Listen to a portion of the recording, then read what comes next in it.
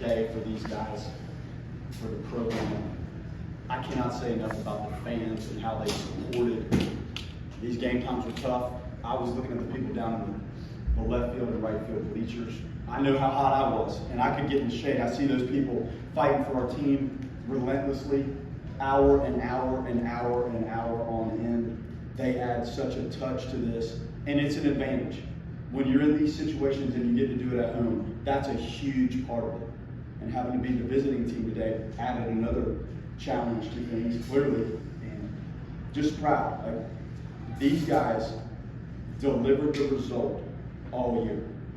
UConn is as tough and well coached as any team that I've coached against. They throw the whole bag of tricks at you. Their defensive abilities, their bunt defenses, the way their pitchers pitch, just phenomenal. Like, they're a really, really, really good baseball team all the way around. The game was a grind. When I get into trying to manage the bullpen and think through that, there's parts of the game that become a little bit of a blur for me. His at-bats, having this guy on the mound at the end of the game, and Tibbs said it's over. Like, it's getting to us, this is over. And when you have Whittaker throwing as good as he's thrown, that was as good as he's thrown. Slider command, field down, fastball was down well today, both sides of the plate, a couple good change-ups.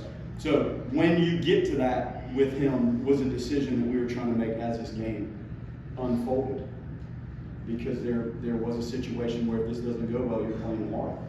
So it's a unique coaching situation because of clearly this result, but if this doesn't go your way, how do you try to manage, because you have another crack at it tomorrow. So there were some really interesting talks Mike and I were having. Mike called a great game. They're scrappy, they're tough, and I can't say enough about the quality of these two guys. And I think in moments where you're challenged and you get opportunities, the guys that work at it and have character seem to rise to the occasion. And it was really neat that these two happen to get those opportunities. There's not two better human beings that'll sit at any podium, anywhere to go over a game. They're phenomenal.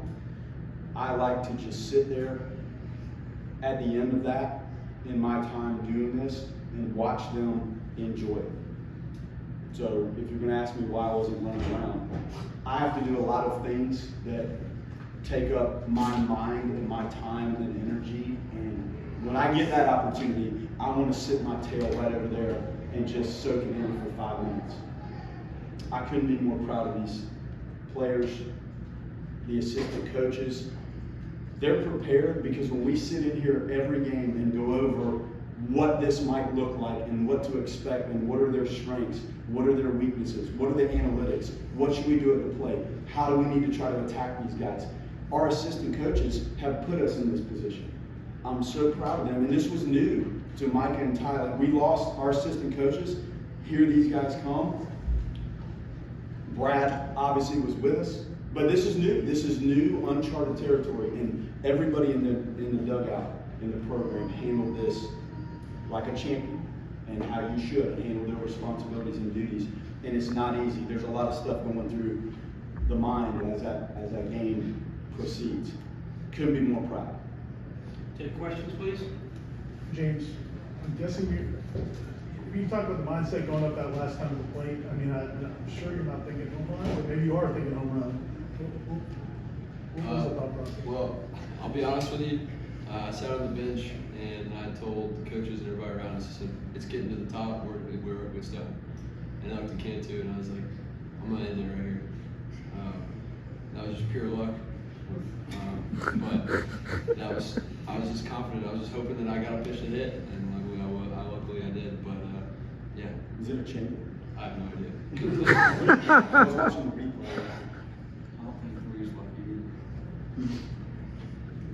James, following up on that, you said the other day that you and Jaime talked about this exact moment every day for the last 3 years. Now that it's actually here, can you kind of put that in the words, especially being the hero over just doing it with this team and what you guys went through last year and where you're at now? Well, Jaime's one, right? But that's my roommate over there. He's been my roommate for 3 years, and we've had just as many conversations about that and about these moments and how we wanted to be a part of the next Omaha team. And you know, words can't really describe how thankful I am, how cool this is. You know, I've been preaching this verse all year, but it's Proverbs 16:9, and it's 16:9, and it says, "A man plans his path, but the Lord establishes his steps." And it's been a pretty wild 3 years. I think we both can attest to that. But I think it's perfect. It's exactly how I want it to be. James, I know the wins, I'm sure, make it easier, even if maybe you're not producing at the level you're capable of through the first couple postseason games. I guess, what's it mean after kind of the slow start to have your last postseason game at Hauser end like that? Yeah, it's pretty cool. Yeah, I'm thankful we won. I'm thankful we get to go to Omaha. I'm thankful I get to do with these guys for this university, and anything that I do on top of that is just icing on the cake. Coach, FSU's first time going to Omaha since 2019, but you've been to Omaha before. You went in 2022 with your previous role in Notre Dame. You went to Omaha to the College World Series as a player here. What does it mean to come back and take your team to a place that it hasn't been in half a decade? There's 5 facets of program building and managing the players in the game, and I think about that all the time. And as you move to different programs need different assets and tweaking to get the roster and the program how you want it constructed and playing. So I reflect on how challenging that is, especially in this day and age. Not easy to put it together. We dealt with recruiting. Our morning in that coach's locker room was unlike any recruiting discussions and decisions we had to make this morning. That went on all summer last year, all summer. Then when you flip it to, all right, it's time for fall practice, and you're trying to grind and help them find the moments and the ways to play baseball this way. So there's a lot that goes into it, and I'm proud. It's not easy to go there, not easy. And they execute. We have to put them in the right position and hopefully the right mindset, and we have to have the correct amount of talent to go compete against the teams that you see out here. They have to go execute it and stay within themselves and play the game. And that's how I look at this. Like, I'm so excited for these guys. There's a lot of things that come at you when you're in Omaha. There's a lot of interviews. There's a lot of distractions. There's a lot of people. And I think the first opening weekend in Omaha is right up there with an experience at an NFL Super Bowl playoff type game. The Final Four, Augusta, it's that, and they're going to feel it. And I'm probably more prepared for it now because of what I've had to go through in Omaha in 2022. So that's a lot, but that's what's on my mind. Connor, was there, when you were going through your issues during the season, was there ever a point where you wondered if you'd be able to come back, and just having gone through that, just how gratifying? Yeah, I mean, not really. Like I knew I wanted to be back, obviously with like my brothers, and we've been getting at it after it all year. But no, not really. I knew I needed to get back. I love this university, these coaches, players. Like my main goal was to get back, and there wasn't really another thought in my mind. Connor, I know. I think a lot of people probably assumed you were getting held back for the potential Game 3 to start that one. I guess. Well, how did the conversation start about being available today and maybe kind of having that role? And how do you transition so well? It seems that you transition well from being starter to kind of whatever's needed. Yeah, well, I think in my 3 years here, I've seen quite a bit, and I've been in a lot of roles. So really, for me, it's not like, it doesn't really matter to me. I just go out there and try to execute pitches and get out. So I was hot yesterday, I was hot today. Like, I was ready to go. Got up and around the 7th inning, moved around, was ready to go. Kind of filled the game out how it was going.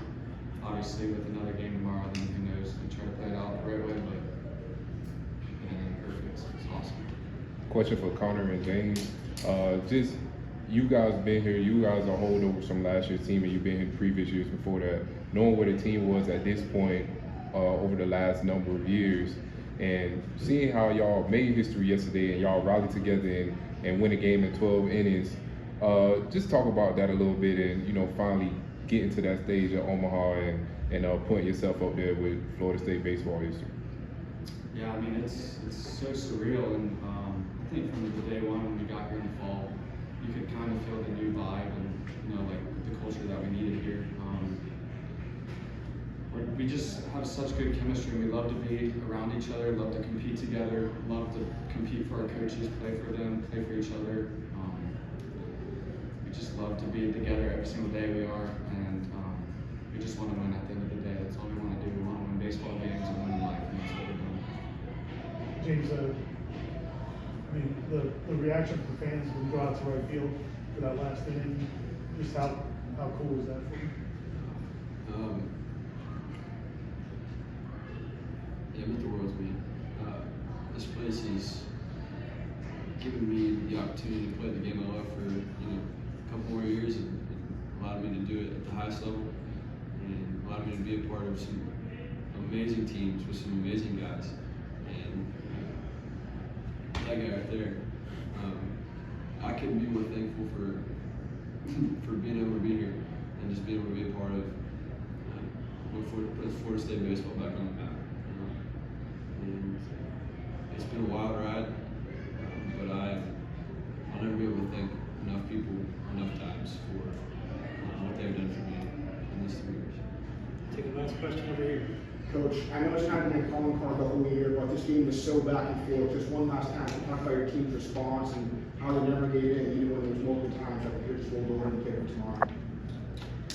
Yes, the personality of the team seemed to be like big inning-ish, and I don't know if all of our home runs were generated via the home run. Were they close? Yes. Huh? All? Well, it's hard for me to. Were they? No, it's not. Exactly. Yeah, for Rose ball, which I actually thought might get out. So you just how teams respond. That seems to be our DNA. And when people have to pitch to the bottom 1 to 9 of that lineup, I think they tend to pitch carefully, and as a result of that, sometimes you get more mistakes. And you saw that today. There were some really good at-bats, none bigger than what this guy did. But they're really good. Different type team, like their running game and some of the other things, just 2 totally different teams. But you can be successful and effective with different dimensions and different personalities. But I think today might have summarized what I see out of our team a lot. And the long ball and the strength and the capabilities for the extra base hit is a huge part of what our team does and baseball in general. Close that with Kurt. Link, it's felt like the 11 aura has kind of been over this entire season. I guess, how much has he been in your thoughts throughout this year? And I guess achieving this year, what's that mean? Well, he means so much. And I think about him all the time. I honestly think sometimes about how would he handle the situation in the game. I thought about the ceremony that this stadium opened up to start, not our season, but it really started the 2024 events here. He was a remarkable man, just a father figure, like a second dad to me. And I thought about his management of game and things that came up. It's a different era, things we deal with right now, but I'm proud of what he helped me learn along the way, on the field and off. And for him now, there's one more thing that I want to do, and we all know what that is. This, to me, is a step towards that ultimate quest.